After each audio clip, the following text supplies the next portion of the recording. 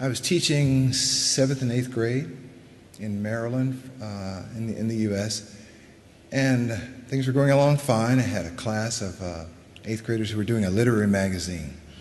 The month was April. They were closing in on the end of the school year, not much time left, and they had worked very hard on this magazine. It was funny, it was snarky, it was silly, it was very 8th grade. And I thought it was okay. I looked it over, but they had to submit it to the school head before it was published. There wasn't much time to do revisions. There's no time to really turn this around. We had to get an okay. So they submitted it on a Thursday afternoon to the head. And before they left, about 3 or 3:30 that afternoon, a letter came back from the head's office saying, "This is awful. There's no way this will be published. I'm embarrassed and outraged that such innuendo, slang, such put-downs of administrators," it was all in fun what they were doing, "could be even written. This magazine will never see the light of day, and I'm going to throw it away." This is what she said. She's very mean-spirited. And the children went home crushed. They got on their buses and went home. I didn't know what to do.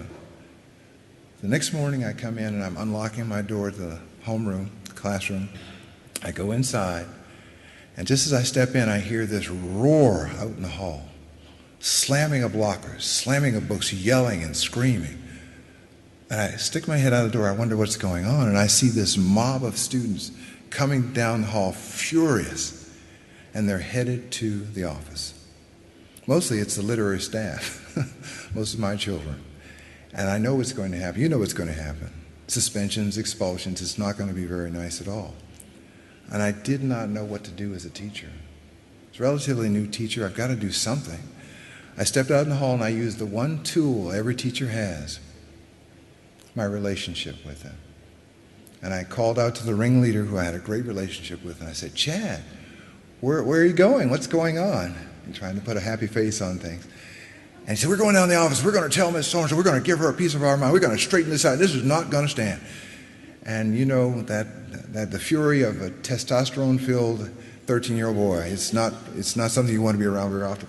So anyway, not knowing what to do, I said, "Well, that's okay. You're going to do that. I can't really stop you. There's too many of you. How about this? Would you just come in for a minute? I want to show you something about that literary magazine that might help." And they fell for it. They believed me. I don't know why. But they came in, and I did something illegal. I locked the door behind them and stood against it. I said, "Now we're going to talk about this. We're not going anywhere till we figure this out." There was screaming and ranting and books slammed in my room.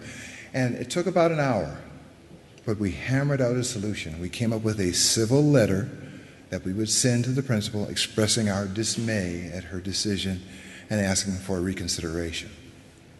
And then I released them to class. Now, in that school, middle school, if you release students an hour late, it upsets the entire school schedule. So they go to class, they get in trouble, some of them are suspended. I'm called to the office. The principal says to me, "Mr. Hunter, I'm going to terminate your contract. You're no longer going to be a teacher. And if I have anything to do about it, you will never teach in this state again." Devastation. I was shocked. I had no words.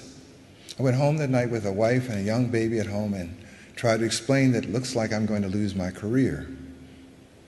I tried to do something I thought was the right thing, and it didn't work out very well.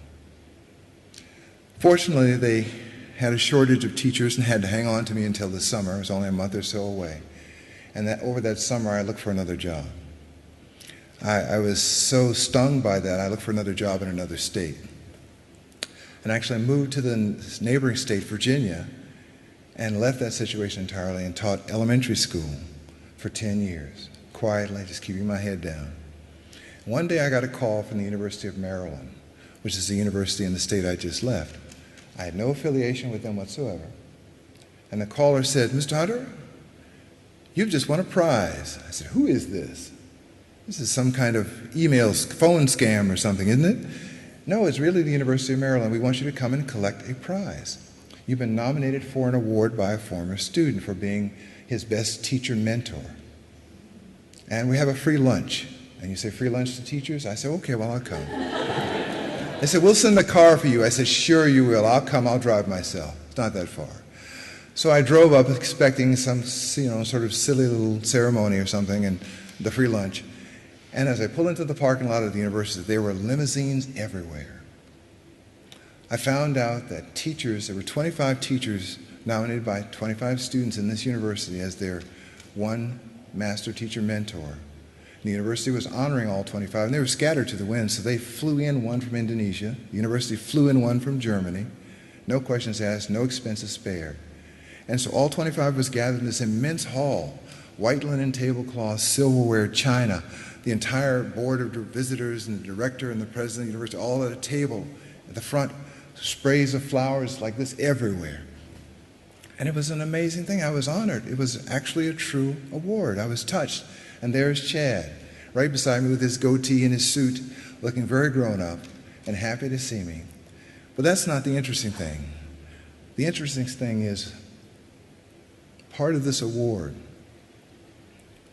was a partial scholarship to the university given to each of those teachers, given to their districts for some student that we did not know in our district to attend the university because of our award. So in essence, because I didn't know what to do and had the worst possible day ever and almost lost my career, 10 years later, hundreds of miles away, some child I did not even know has a chance to go to college.